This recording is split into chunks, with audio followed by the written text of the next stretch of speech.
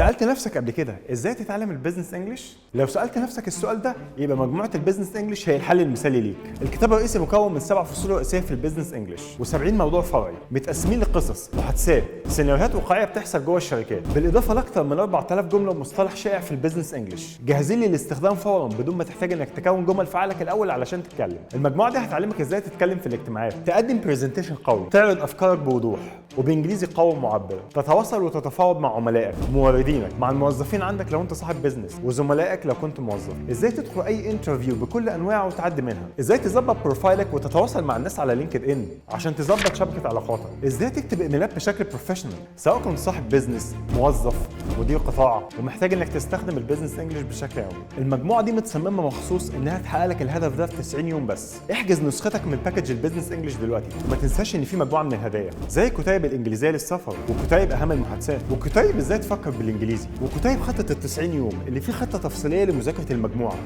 وكمان التسجيلات الصوتيه باكسنت امريكي للمجموعه كلها.